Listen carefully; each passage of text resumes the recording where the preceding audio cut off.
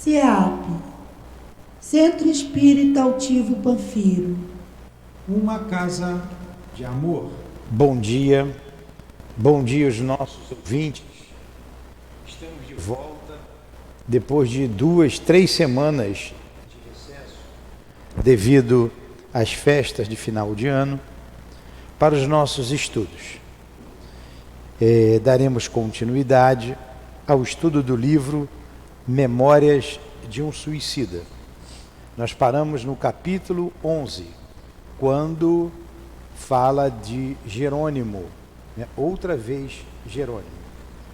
E vamos nos situar já nesse capítulo, após a leitura do Evangelho e a prece que a Dilane irá fazer.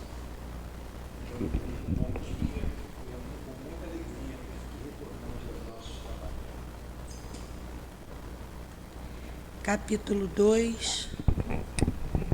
Capítulo 2, Meu reino não é deste mundo. O item 8, uma realeza terrestre. Quem melhor do que eu pôde compreender a verdade destas palavras de Nosso Senhor? Meu reino não é deste mundo. O orgulho foi a minha perdição na terra. Quem, pois, poderia compreender o nada que os reinos terrestres representam, se eu não compreendia? O que levei comigo da minha realeza terrestre? Nada, absolutamente nada.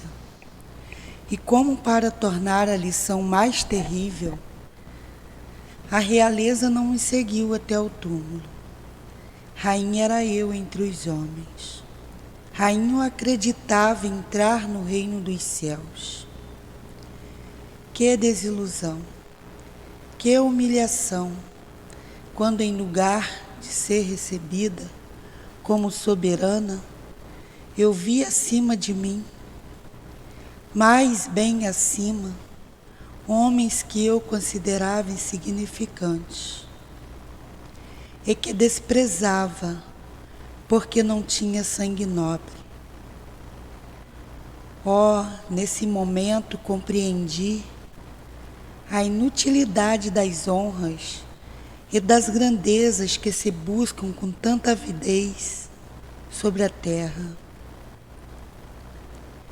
Para preparar um lugar no reino dos céus, é preciso abnegação, humildade, caridade em toda a sua perfeita prática e benevolência para todos. Não se pergunta o que fomos, a posição que ocupamos, mas o bem que fizemos, as lágrimas que enxugamos. Ó Jesus, disseste que teu reino não é deste mundo, pois é preciso sofrer para chegar ao céu. E os degraus do trono não nos aproximam dele. São os caminhos mais penosos da vida que nos conduzem a ele. Procuremos, pois, o caminho entre as dificuldades e os espinhos, e não entre as flores. Os homens correm em busca dos bens terrenos, como se pudessem guardá-los para sempre. Mas aqui não há mais ilusões, e eles logo se apercebem de que se apoderaram apenas de uma sombra e negligenciaram os únicos bens sólidos e duráveis, os únicos que lhes seriam proveitosos na morada celeste, os únicos que poderiam dar entrada a essa morada. Tenham piedade daqueles que não ganharam o reino dos céus e ajudem-nos com suas preces, porque a prece aproxima o homem do Altíssimo É o traço de união entre o céu e a terra. Não esqueçam Uma Rainha de França, 1863.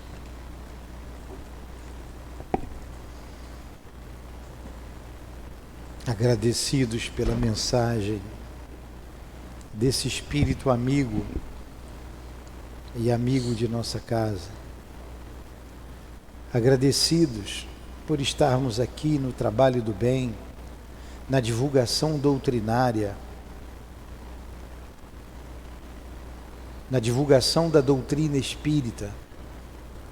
Agradecidos aos guias desta casa, ao nosso altivo, a Dona Ivone, responsável por este estudo, a minha querida e amada Lurdinha. Agradecido aos guias que fazem parte da coluna de espíritos que dirige a nossa casa de amor e a todos os trabalhadores que aqui nos recebem com amor e carinho. E é com muito amor, Senhor, que iniciamos os estudos desta manhã, rogando a Tua permissão, a Tua proteção e a permissão e a proteção de Deus, para que juntos, com esses espíritos irmãos, possamos compreender melhor o mundo espiritual e hoje especificamente a vida de um suicida após a morte física. Em nome desses espíritos amigos, da Dona Ivone, do Camilo, que narrou toda essa história, dos irmãos que aqui compõem a história dos suicidas, em nome do amor, em nome do nosso amor, Lurdinha, em nome do amor da direção espiritual da nossa casa, do nosso altivo, em nome de Allan Kardec, de Leon Denis, que também escreveu, ajudou nessa história, colocando a doutrina espírita, o nosso mestre Denis. Em nome desse espírito, irmão, de Kardec, mas acima de tudo em teu nome, Jesus, e em nome de Deus, é que pedimos a devida permissão para iniciarmos os estudos desta manhã. Que assim seja.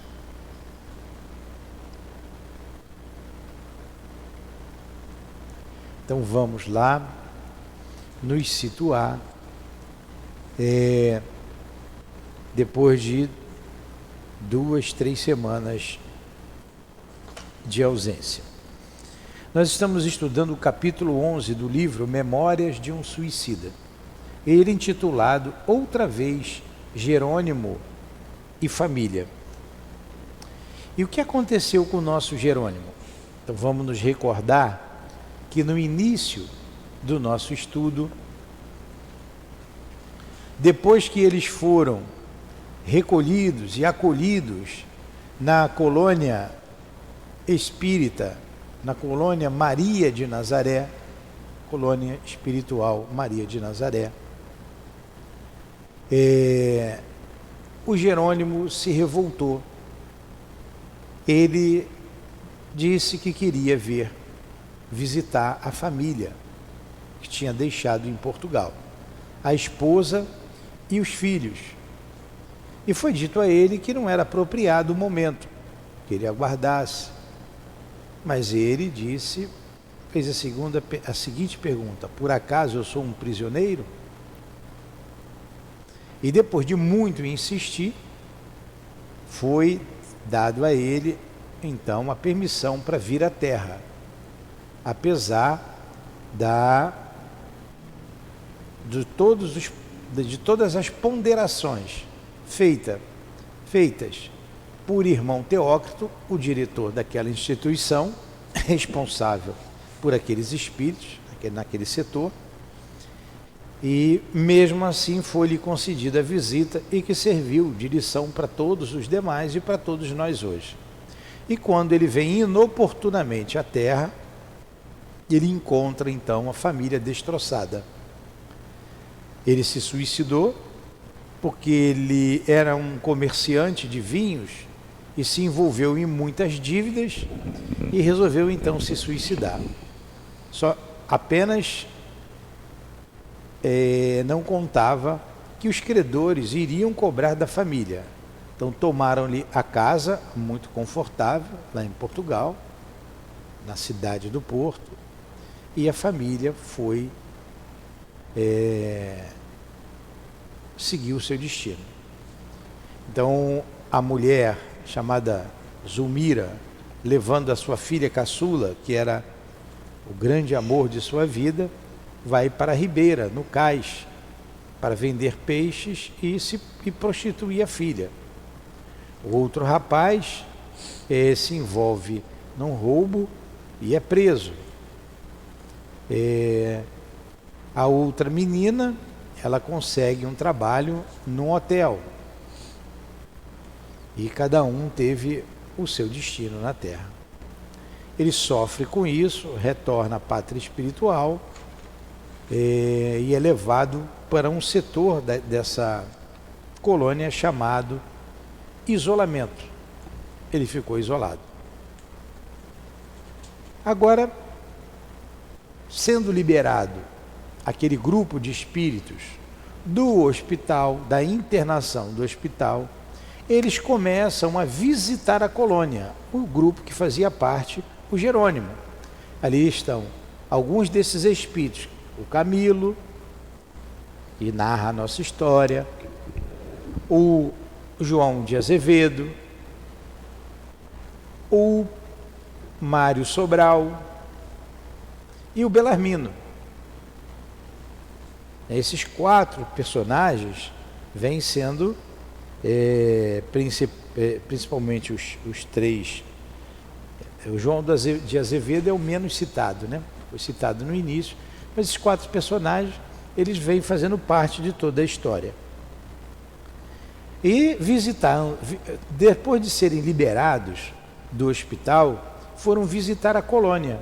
Começaram pela torre, que é o local aonde se aquartelam os vigilantes, e um local que fica preso alguns dos criminosos. Nós estudamos inclusive sobre o Jerônimo, um espírito chamado, estava preso há 38 anos, daqui a pouco eu lembro o nome dele. E eles visitaram depois o manicômio, onde encontraram muitos viciados, muitos dos retalhados que a dona Ivone citou, que eram os que se jogavam debaixo do trem. E agora, visitando o isolamento, reencontraram o Jerônimo. E nesse capítulo a gente vem estudando a história do nosso Jerônimo. A intercessão de Maria, ele rogou a Maria ajuda, vinha orando firmemente, pedindo recursos para a sua família, e ela atendeu. Foi mandada uma expedição à terra e ajudaram a filha caçula, Margaridinha, tirando-a daquele local e levando-a para junto da irmã que já trabalhava num hotel. E os recursos chegaram para a família para que se desse uma orientação, um segmento novo para as suas vidas, né? E aqui nós paramos justamente no meio dessa conversa. Um dos seus filhos, o Albino, que estava preso por furto, por roubo, ele pergunta, nós paramos exatamente aqui: Albino, e Albino, irmão Santarém? De certo o céu concedeu-lhe também alguma dádiva. Aí ele vai falar agora o que aconteceu com Albino.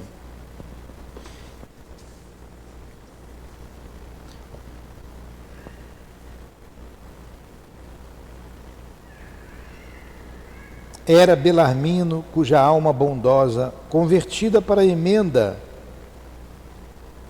apresentava já os melhores e mais sólidos característicos de fraternidade dentro do nosso grupo. Então o Belarmino que faz essa pergunta. E Albino? Disse sorridente Albino, disse sorridente o digno sacerdote, como absorvido em grata recordação. Albino vai muito bem. Melhorou melhor muitas vezes do que a irmã. O insulamento do cárcere foi-lhe propício à meditação, fazendo-o refletir maduramente e levando-o a procurar Deus nas asas remissoras do infinito, do sofrimento, desculpem. Tal como foi feito à irmã, doutrinamo-lo em nosso campo de repouso e facilmente aceitando nossas admoestações, depressa resignou-se à dolorosa situação, compreendendo justa a punição, pois que realmente errara no seio da sociedade. Dedicou-se a leituras e estudos educativos, guiado muito de perto por uma alma de escol, em quem depositamos muita confiança e presentemente encarnada na terra, nosso agente fiel e porta-voz sincero, isto é, um médium, um iniciado cristão da terceira revelação, por nome Fernando. Então, quando pergunta pelo Albino que estava preso, eles fizeram o mesmo com o Albino, o mesmo que fizeram a Margaridinha. Tiraram-no do corpo durante o sono e levaram-no para uma instância, uma casa transitória no mundo espiritual para poder ali doutriná-lo. E junto ao Albino, lá tinha um inspetor de polícia chamado Fernando, que o auxiliou bastante, tomou-lhe por simpatia, soube da história do pai, que o pai tinha se suicidado, e entregou-lhe alguns livros, e vem ajudando. Esse Fernando é o Fernando de Lacerda, o médium português, que escreveu várias cartas de desencarnados, inclusive da do Camilo. Tem um conjunto de livros, são cinco livros, são livros gostosos de se ler, chamado No Mundo da Luz. Mundo da Luz. E ele escreve ali várias mensagens de vários espíritos. E ele vem ajudando o nosso irmão aqui, o Albino. Vamos ver aqui mais à frente que ele vai falar dele um pouquinho mais. Pois bem, ainda nos serviços realizados no posto de emergência já citado, instruções foram dadas ao caro intérprete a respeito do que deveria fazer a fim de auxiliar-nos, o jovem em apreço, transportado que fora para aquele local, e o seu espírito operoso, durante o sono profundo. Ora, assim sendo, Fernando, que exerce atividades profissionais na própria inspetoria de polícia, como adepto que é da terceira revelação, vem procurando, tanto quanto possível, testemunhar os preceitos do divino missionário. Dentre os inúmeros atos generosos que vem evidenciando como espírita cristão, destacaremos o interesse tomado pelos encarcerados e sentenciados, aos quais procura assistir e servir. Leva-lhes um raio de amor em cada visita que lhes faz. Infunda-lhes esperanças aos corações desfalecidos. Acalma-lhes a revolta interior com a suavidade fraterna e boa da sua palavra inspirada. de onde jorram esclarecimentos regeneradores para desalterar-lhes a sede de justiça e proteção. Albino sentiu-se atraído por aquelas expressões maviosas que lhe revelaram as doçuras do Evangelho do Reino de Deus, como falando de um mundo novo, uma era nova que surgiria em sua vida de rapaz desamparado. Os olhos grandes e sonhadores de Fernando, como refletindo o manancial de luz que deslumbrava sua alma de escolhido do céu, impressionaram fortemente o filho de Jerônimo, que, aturdido e dominado por singular simpatia, lhe confiou a própria história atormentada. Nosso querido agente comoveu-se sinceramente, confortou o rapaz, ministrou-lhe educação moral e religiosa, sob as inspirações da terceira revelação, tal como lhe havíamos recomendado, o que nos evitou grandes trabalhos com o jovem encarcerado. A importância, de alguém conduzindo as nossas vidas, orientando-nos, como fez o nosso Fernando de Lacerda ao filho do Jerônimo, ele encarnado. Na solidão do próprio cárcere, assim, bem cedo Albino pôde receber diretamente nossos incentivos, pois, graças aos piedosos esforços do servo do Senhor e à boa vontade do próprio penitente, tornou-se possível a este falarmos tomando-lhe da mão e ditando-lhe preceitos educativos, dos quais tanto e tanto necessitava, a fim de se fortalecer para as caminhadas redentoras. E o próprio Albino escreveu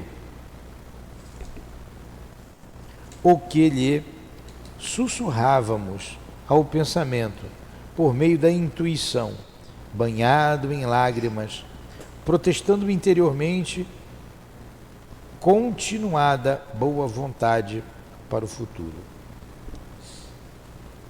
Porém, não paralisou aí a solicitude, verdadeira fraternidade do nosso caro Fernando. Possui ele relações de amizades sociais achegadas ao passo das necessidades. Desdobrou-se e obteve as atenções de Sua Majestade, a Rainha Dona Amélia, para o infeliz filho do nosso suicida. Fê-la compreender tratar-se de pessoa de um órfão desamparado, a quem a inexperiência e seduções maléficas haviam infelicitado, mas a quem se poderia auxiliar ainda, tornando útil à sociedade com um pouco de proteção e ajuda fraterna. Aqui, o nosso instituto não se ignora que o espírito dessa ilustre dama da sociedade terrena é assaz generoso, compassivo, desejoso sempre de aceitar. Para o progresso moral e espiritual de Albino, por sua vez, segundo as instruções que recebêramos de mais altos, seria dispensável a prova do cárcere a alongar-se ainda por 3 anos. Coadjuvamos, portanto, no momento, os esforços de Fernando, fielmente inspirado por nós outros, no sentido de obtermos quanto antes a projetada remoção do prisioneiro para a África, onde, consoante foi estabelecido, ficará em liberdade. Então, o Fernando de Lacerda foi até a rainha para conseguir um indulto para o nosso irmão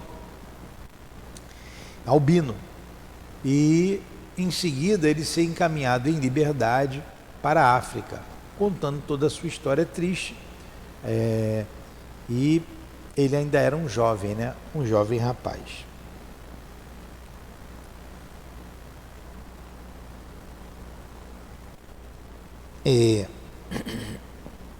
Mário Sobral então intervém dizendo assim: perdão, respeitável padre Santarém, preferiria eu que Albino fosse encaminhado para o estrangeiro.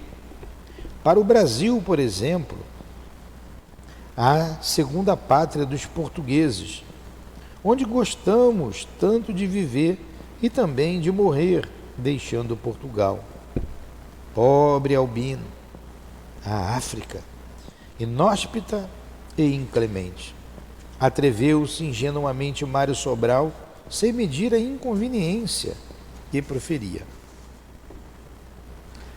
Não, meu jovem amigo, Albino necessita ainda ser conservado em custódia, quer policial terrena, quer espiritual, por parte dos que zelam por seu futuro. No Brasil, encontraria demasiadas facilidades que poderiam afastá-lo da unção na qual se vem conservando desde que conheceu Fernando e se filiou à magna ciência da espiritualidade. Teria liberdade excessiva no Brasil, né? Teria liberdade excessiva, pois a grande democracia brasileira não é o que lhe convém no momento.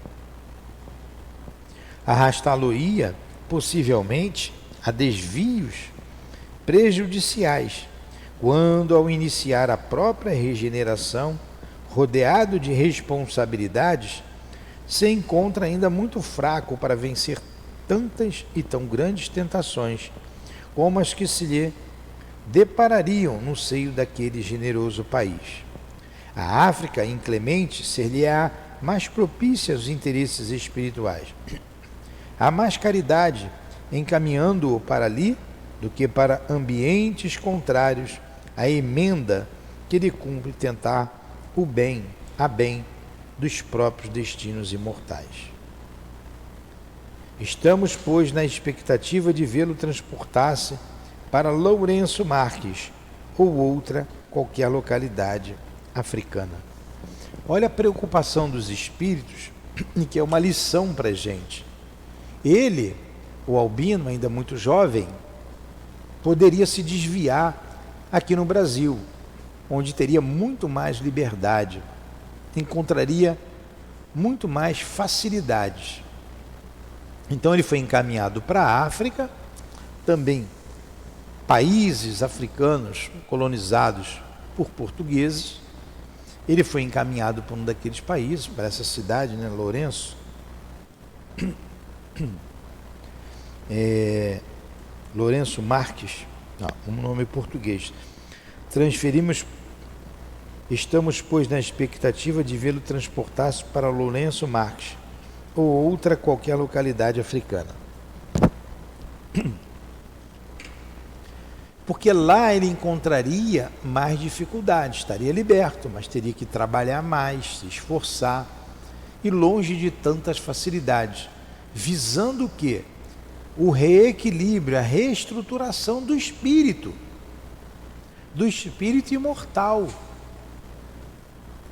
Então ele foi para um lugar onde teria que ter mais atenção, mais disciplina.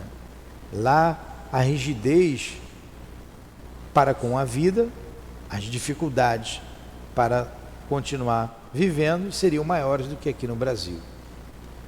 Então a gente precisa ver bem isso em nossas vidas e valorizar o que a gente tem hoje, né? A nossa liberdade, o nosso ir e vir. Estamos numa pátria tão bela, tão grande, com tantas facilidades. E aproveitar ao máximo essa encarnação, já que estamos cientes de que somos espíritos imortais. E estamos aqui para progredir através do nosso esforço, através do trabalho.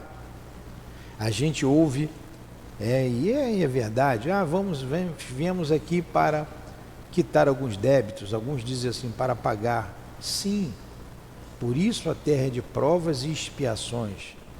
Então, quando estamos em expiação, estamos pagando uma dívida, mas sempre visando o progresso, sempre visando o futuro, o progresso do espírito imortal. O objetivo da vida é esse, progredir sempre. através da educação que a gente tem.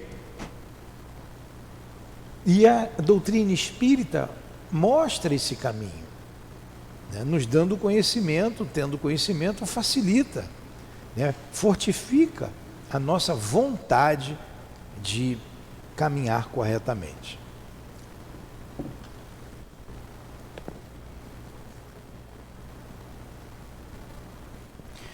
Considerando que os acontecimentos descritos pelo verbo eloquente e sugestivo do conselheiro do isolamento necessariamente influiriam no coração aflito daquele pai suicida, fornecendo-lhe ao mesmo tempo lembranças torturantes e esperanças reanimadoras. Felicitei-o sinceramente pelo formoso êxito das suas rogativas de prece, louvando ainda com júbilo a amorosa solicitude da Virgem de Nazaré, com intervenção remediária situações supostas definitivas.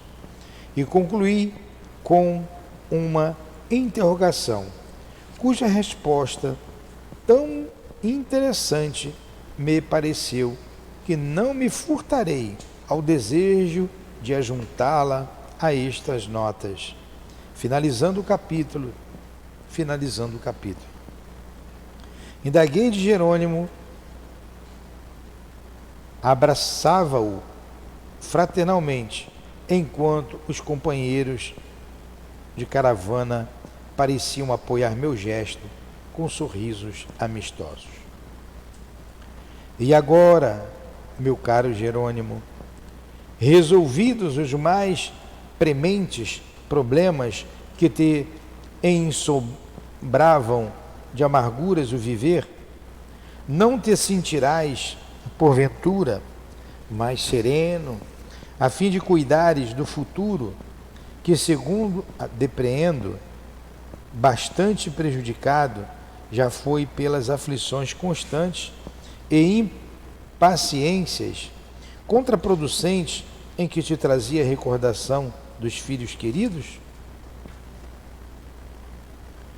Não exultas, sabendo o herdeiro do teu nome prestes a poder servir honradamente a sociedade, o coração aberto às auras celestiais de uma fé religiosa, que é como a bênção do Todo-Poderoso, glorificando-lhe o futuro?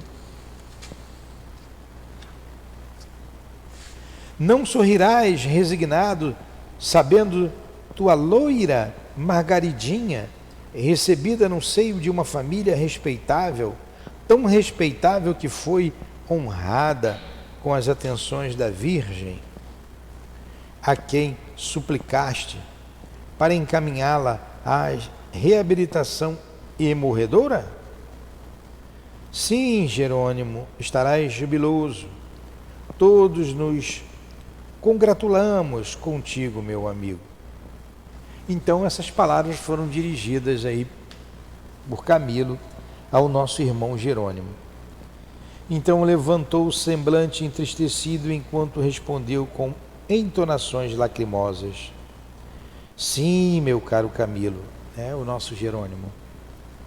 Tão vastos e de tão profundo alcance foram os benefícios por mim recebidos, por meio da assistência dispensada aos meus entes mais caros, que jamais serão bastante eloquentes. Quantas expressões posso eu ter para testemunhar à Mãe Santa do meu Salvador a gratidão que me enternece o seio, ou o coração, como eu ia dizer.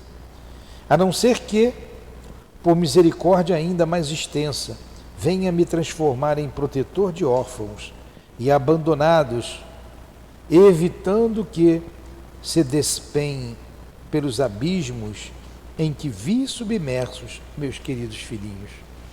Olha, ele pede para vir à terra e ser um protetor de órfãos. Pelo que ele fez aos filhos dele. dá o testemunho dele e a gratidão dele a Maria. Só para nos recordarmos, ele fazia preces diária a Maria Santíssima e a sua prece foi ouvida. E passa para nós uma lição também, um aprendizado, para que não percamos a nossa fé, para que nós não deixemos de orar a Jesus, a Deus, aos guias, que tudo será levado a Deus, a Maria Santíssima, quem é devoto de Maria, tendo a certeza de que sempre seremos ouvidos. Estando no cabimento da lei, todos nós seremos auxiliados, sempre.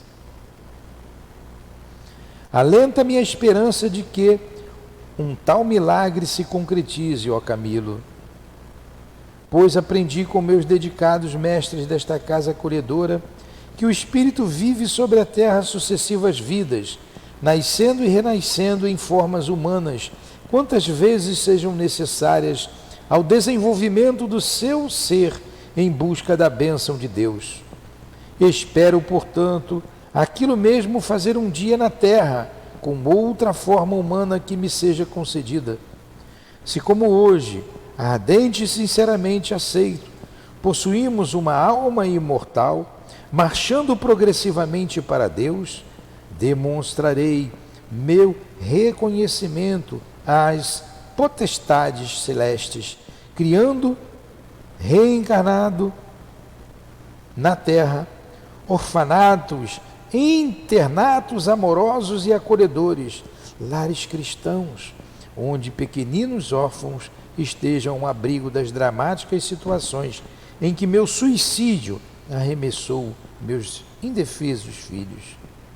Sim, reconfortado, agradecido, esperançado eu estou, mas jubiloso ainda não, porquanto uma avalanche incômoda de dívidas a sorver abrasa-me a consciência, requeimando-a com os fogos impiedosos de 1000 razões para o remorso. Oh, eu não acuso Zulmira, porque também me sinto culpado da sua queda nefanda. A pobreza irremediável, as privações acumuladas, a fome torturadora foram algozes que a perseguiram e venceram, encontrando-a moralmente desaparelhada. Para a resistência necessária às pelejas diárias contra as diversidades. Então, olha a narração da história contada por ele mesmo, o Jerônimo. Ele assume a meia-culpa, né? A mulher se prostituiu, a mulher se vendeu, levou a filha, mas ele foi o grande culpado de tudo isso, né? Ele foi o grande, e ele tinha amor pela esposa. E ele tem ali a sua culpa em todas essas infelicitações. Agora, já que demos uma paradinha, vamos refletir um pouco em nossas vidas. Nós não sabemos aqui, ele não vai contar da reencarnação do nosso Jerônimo, né? Nós não sabemos o que vai acontecer. Mas nós vimos aqui que ele prometeu, ele queria vir à Terra, abrir orfanatos, receber crianças órfãos, como reconhecimento de tudo que recebera do mais alto, através de Maria, a mãe de Jesus. E nós, trabalhadores da doutrina espírita, todos, independentes de sermos espíritas ou não, nos comprometemos aqui na Terra com um trabalho, cumprir o nosso dever, uma missão, né? Entendamos por missão toda e qualquer situação que nos comprometemos a fazer, né? Claro, tem as grandes missões, o Chico, um grande missionário, Jesus nem se fala, né? A elevação do Cristo. E nós, os médiuns, e nós nos compromissamos ou não? Certamente que sim, com o trabalho no bem, com o trabalho da caridade, com o trabalho do Cristo. Nós, os médiuns, nos comprometemos com os nossos guias, com os nossos benfeitores. E por gratidão por tudo que recebemos, pois nós, olhando para nós mesmos, vemos os nossos defeitos, a nossa pequenez, e certamente a misericórdia de Deus agiu sobre nós, colocando em nossas vidas, em nosso caminho, a doutrina libertadora, a doutrina espírita, como esclarecedora de nossa alma imortal. E a misericórdia de Deus deu para nós a mediunidade, para que mais rapidamente possamos nos reconciliarmos com as leis divinas, com as leis de Deus. Pensemos nisso. Nós, os médiuns, não devemos jamais reclamar do trabalho, do estudo que devemos fazer continuadamente até o nosso desencarne. Estamos indo para o fim, mas continuemos mais um pouco. Então, ele não condenou a nossa querida Zulmira, não condenou, porque ela ficou desaparelhada para a resistência necessária às pelejas diárias contra a adversidade, pois a infeliz que no lar paterno fora educada às brutas por mim, que a amava tanto, habituada fora a conforto excessivo e contraproducente, a ociosidade nefasta que o dinheiro mal dirigido produz.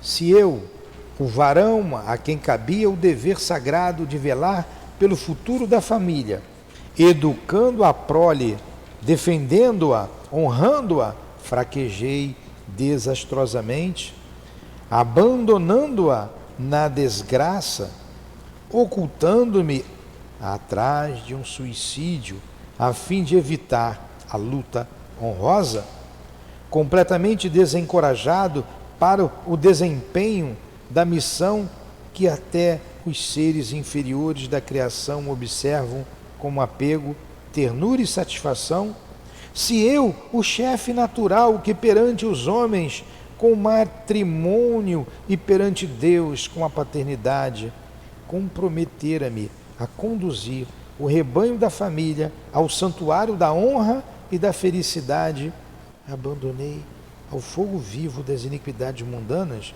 escondendo-me debaixo do túmulo cavado pela covardia de um suicídio? Quem mais se obrigaria ao dever que era meu? Que poderia fazer a pobre Zulmira se eu, pior que ela, cheguei a matar-me para evitar o cumprimento de deveres inalienáveis?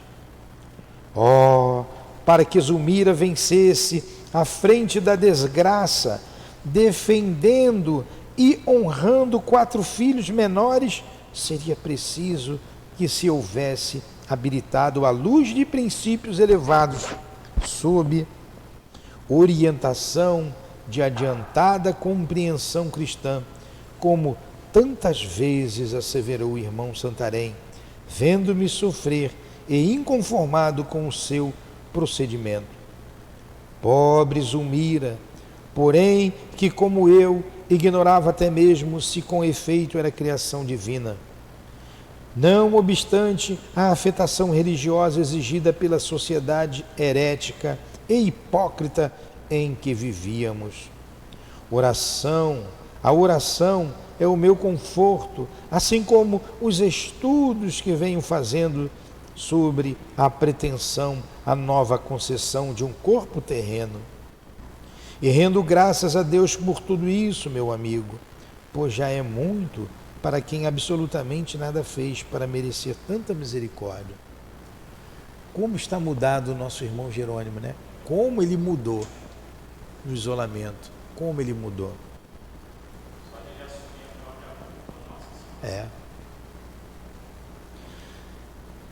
Será raciocínio simples, meu amigo, ao alcance de todo aprendiz aplicado. Desculpem, eu pulei aqui. Podeis prestar-nos alguns informes quanto às condições em que se verificarão as experiências novas do nosso caro Jerônimo, irmão Santarém? Inquiria, atraído pela sucessão dos ensinamentos que de todos aqueles fatos se depreendiam. Será raciocínio simples, meu amigo, ao alcance de todo aprendiz aplicado. Aí o Santarém vai falar dele, né?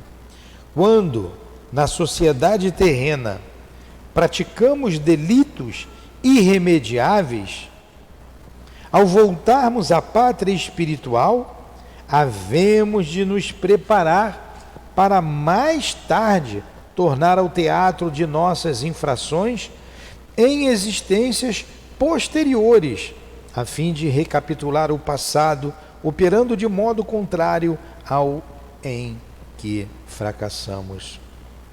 Partindo dessa regra, o caso vertente, veremos necessariamente meu pupilo em apreço novamente defrontar-se com a ruína financeira, a desonra comercial, tal como a terra considera a falência de uma firma comercial. Com a pobreza, com o descrédito, motivos esses que ontem o levaram ao suicídio, a fim de que prove o arrependimento de que se achar possuído e os valores morais que a amarga experiência de além-túmulo levou a adquirir. Para que assim seja, a ruína deverá positivar-se, no entanto, a despeito dos seus esforços para evitá-la, apesar da sua probidade, mas nunca pela incúria de que acaba de dar provas. Depredando em gozos e vaidades mundanas o empréstimo da fortuna que o distribuidor supremo lhe conferia, com vistas a amplas possibilidades de progresso para ele próprio como para seus semelhantes. Restará o grave impasse criado com a família, a quem abandonou em situação espinhosa, fugindo ao dever sagrado de lutar para a felicidade. A consciência aconselhar-lo-á as particularidades do desempenho de tão melindrosa separação, de acordo com seus próprios sentimentos, pois ele possui o livre-arbítrio. As pelejas da expiação, no entanto, os testemunhos amaros, os dramas que será levado a viver no âmbito das reparações inadiáveis serão agravados por um precário estado de saúde orgânica e moral, males indefiníveis que a ciência dos homens não removerá, porque serão repercussões danosas das vibrações do perispírito, prejudicado pelo traumatismo resultante do suicídio sobre o sistema nervoso do envoltório físico material, que então possuirá. É possível que até mesmo uma surdez e uma paralisia parcial que poderá afetar o aparelho visual assinale seu futuro estado de reencarnado. Porquanto preferiu ele matar-se dilacerando o aparelho auditivo com um projétil de arma de fogo. E sabeis, meus amigos, que o corpo astral, o perispírito, sendo como é organização viva, semimaterial, também se ressentirá forçosamente com a bruteza de um suicídio. Assim modelará o futuro corpo, padecendo mentalmente dos mesmos prejuízos. Caramba, assim será o retorno dele à Terra. Passará pelas mesmas dificuldades, né? Acrescido da violência que ele cometeu com o suicídio. Acrescido disso. Paralisia, surdez, que ele deu um tiro no ouvido, e vai perder tudo. Vai ter dinheiro, vai perder tudo. Vai ter dificuldade com a família que abandonou. Olha aí o que é a prova e o que é a expiação. Isso aí é expiação. E é prova ao mesmo tempo, porque toda expiação é uma prova. A vida na Terra é isso. Nós não devemos reclamar das dificuldades que nós passamos. Não devemos. Eu falo sempre aqui com a Adilane. O senhor reclama. Eu não reclamo da vida. Eu não reclamo. Quando eu falo da Lurdinha, eu tenho saudade. Mas eu não reclamo. O sentimento de saudade é natural. Agora, é uma prova. E, para mim, uma expiação. Também uma expiação, pelo que eu fiz lá atrás. Então estamos aqui na luta. Sente saudade, mas sentimos aqui todo o apoio da Casa Espírita, da doutrina espírita e dela mesma junto a nós aqui, junto a mim, né? A gente deve confiar sempre em Deus. Nunca se desesperar. O suicídio não é solução para nada. O suicídio só complica a nossa vida. Família difícil, desemprego,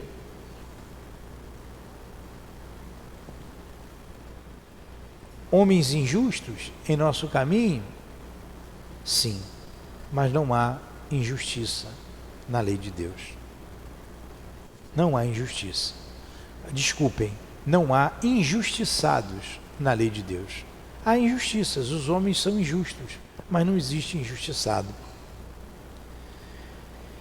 Vamos terminar então o capítulo, tem 5 minutos ainda, e faremos a nossa prece. Despedimo-nos do irmão Santarém com as lágrimas a oscilarem em nossas pálpebras. Não tínhamos expressões com que agradecer a gentileza das elucidações proporcionadas.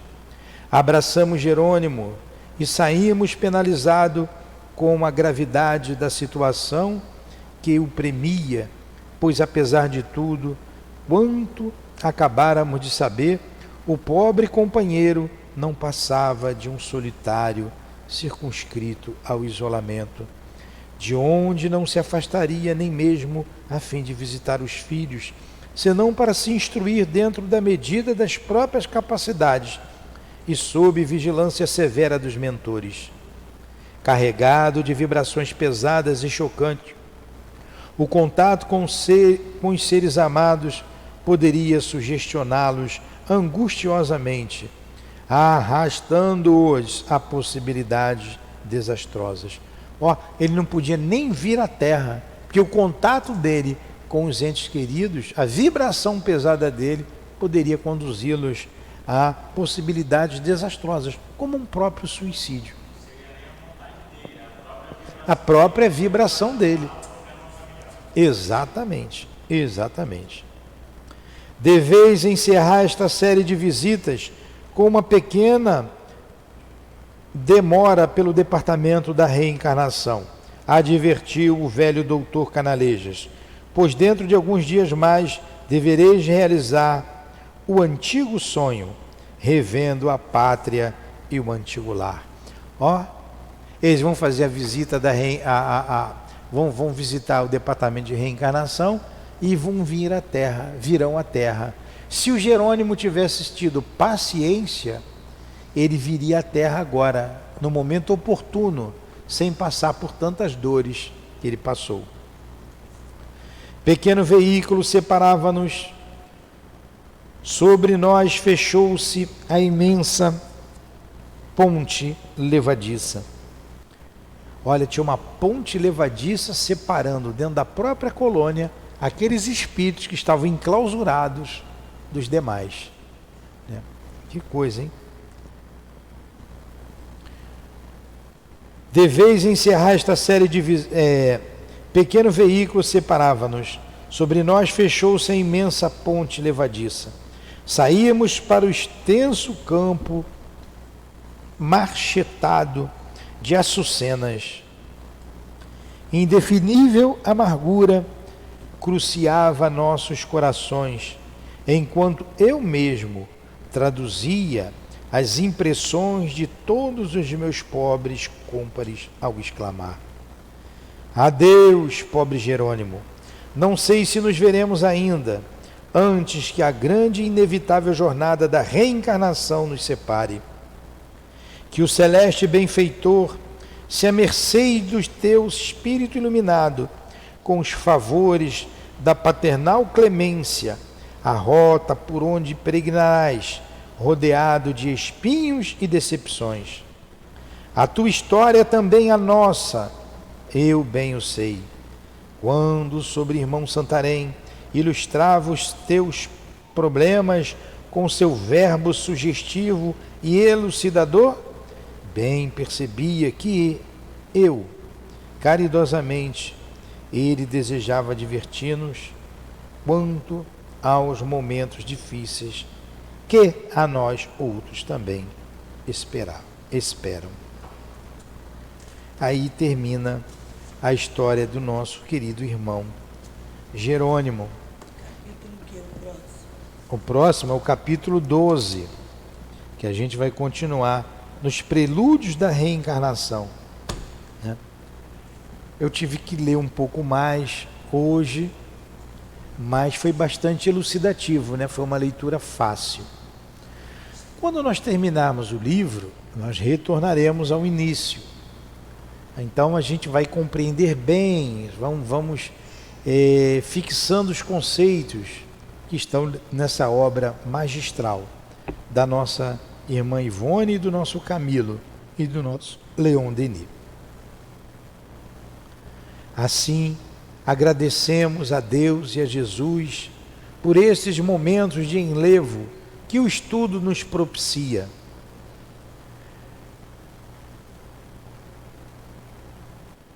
A valorização da vida que vemos nesses relatos. A valorização da vida.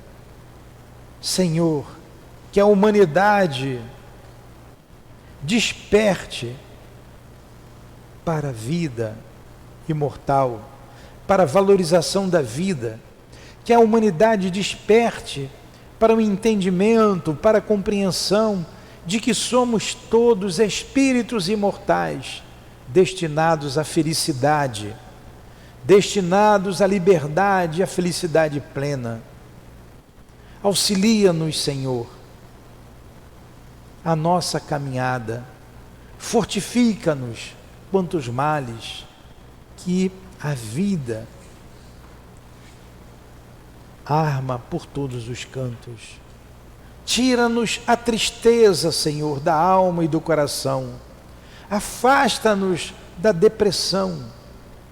Ajuda-nos a enxugar as nossas lágrimas, olhando para o nosso lado e vermos irmãos tão necessitados da nossa cooperação. E o Senhor nos fez firmes, fortes, para cooperarmos na Tua grande obra. Desperta-nos a todos, Senhor. Rogamos pela humanidade sofredora. Rogamos por todos os que choram e que sofrem a dor do suicídio. Que tenham esperança. Que o Teu bálsamo sagrado envolva-os, aliviando as suas dores. E resolutos retornem à carne para reparar o mal que fizeram a eles próprios. Deus abençoe a todos nós. Deus abençoe a humanidade sofrida. Deus abençoe os nossos irmãos que nos ouvem de todos os lugares. Força e esperança, alegria em viver, alegria em servir, alegria em caminhar com Cristo. Despeça-nos, Senhor.